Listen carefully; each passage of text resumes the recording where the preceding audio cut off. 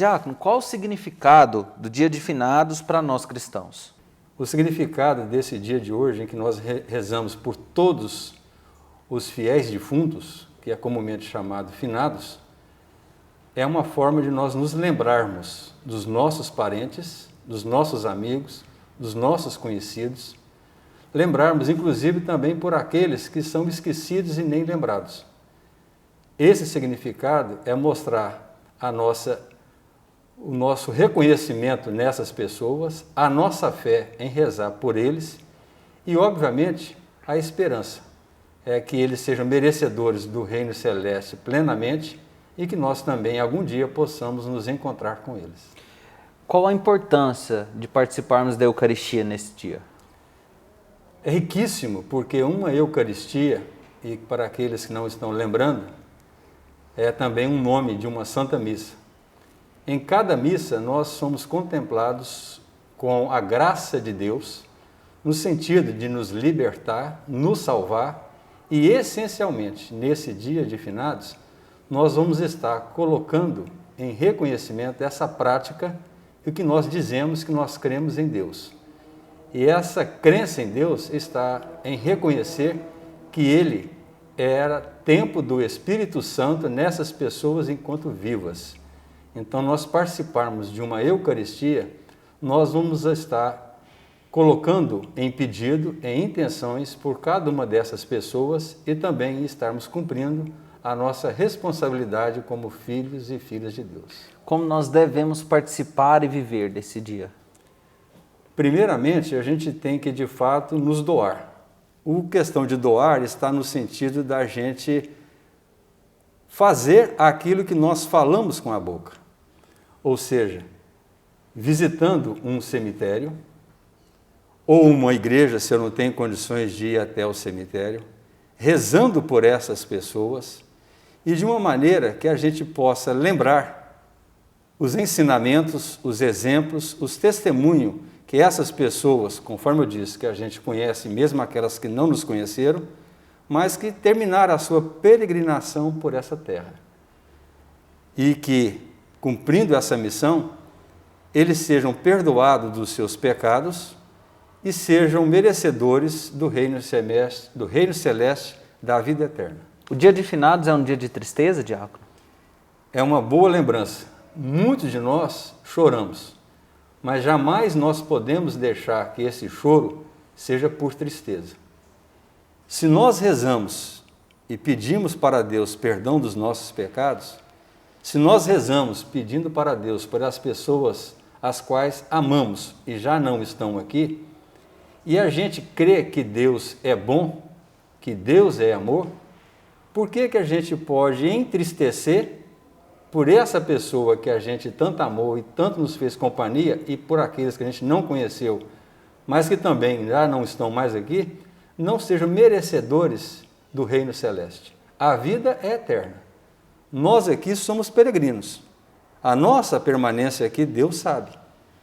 E uma maneira que nós podemos expressar isso é como, por exemplo, falava a Santa Teresa de Calcutá. Se você estiver de uma pessoa que está prestes a morrer e você percebe, sorria, que essa pessoa possa deixar esse mundo, pelo menos vendo um sorriso em seus lábios. O sorriso é uma expressão de amor. E a gente, muitas vezes, choramos por amor também. Então eu falo, não é dor. Não é que a gente tenha que se animar e ficar sorrindo por essa separação física. A separação física dói. Lembremos, naquele momento em que Jesus, quando foi informado por Marta que Lázaro tinha morrido, ele chorou. Mas essa emoção a gente tem aqui. Mas na hora em que a gente crê em Deus e a gente crê na ressurreição, nós não podemos nos apegar na tristeza. E sim pedir por aquele que não está aqui, mas está mais próximo ou já está junto de Deus, interceder por nós. Então que a nossa dor, a nossa fraqueza, ela possa ser transformada em esperança.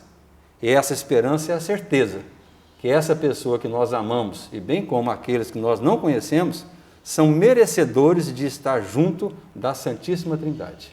Então não chore. Chore pela separação física, mas não se atenha a esta dor. Creia que é merecedor de estar junto de Deus, de todos os santos e santas, e de lá interceder por cada um de nós. Diácono, nesse dia de finados, o Diretório de Liturgia diz que as indulgências plenárias são lucradas pelas pessoas que já faleceram. Queria que o senhor explicasse isso para nós. É um reconhecimento em que a igreja tem, e a gente vai verificar que esse reconhecimento para com os falecidos já está na Bíblia, no Antigo Testamento.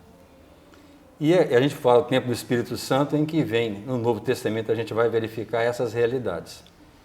Quando a gente fala que a igreja reconhece, é um papel que ela sempre fez, faz e sempre fará.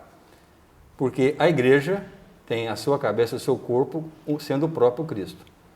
Nós somos criaturas. Como criaturas, nós somos pecadores. E a gente procura sempre estar em harmonia, em comunhão com Deus, através do sacramento da penitência e da reconciliação. Mas no momento em que eu parto desta vida, ou seja, eu termino a minha peregrinação aqui, eu posso ter pecado. Na verdade, eu tenho pecado. Mas eu me arrependi a tempo antes de partir desta vida. Então, esses meus pecados, os pecados que nós temos quando nós deixamos esta vida passageira, nós vamos para o purgatório. É uma expressão que a gente fala, muitos de nós não gostamos de ouvir.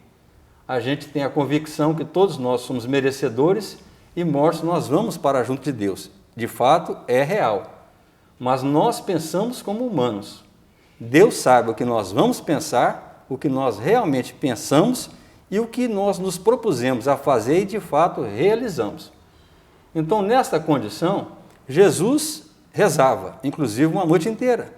Em vários momentos a gente vê o tanto tempo que ele rezava. Ele era filho de Deus. Então eu comento a questão das indulgências, são para essas pessoas falecidas, para que realmente elas estejam juntos de Deus. Se já estão, não vai haver nenhuma perda por parte de nós em rezar por elas. Então, na hora em que nós rezamos por essas pessoas falecidas, quando se fala plenária, ou seja, plena, é no sentido de que todas as penas, as absolvições que foram concedidas pelo Padre, em nome de Deus, elas sejam realmente apagadas. Ou seja, é como se fosse uma sombra. É como se fosse uma sombra. Eu fui perdoado, mas existe alguma sombra? Então, a indulgência plenária, plena, é aquela oração em que aquele que está no purgatório, aquela que está no purgatório, já vai retamente para Deus. E a gente pode, inclusive, lembrar um detalhe, mas é aquele que não foi. É por isso que a indulgência ela é plena, ou é plenária, ou parcial. Quem que é parcial? Só Deus sabe. Só Deus sabe. A gente reza por aquele, por aquela, ou por aqueles que a gente não conhece, que estão merecedores de orações, sejam contemplados com as nossas orações, para que elas possam ir retamente para o céu. Ou seja, sejam purificadas do local aonde todos nós vamos, que é o purgatório.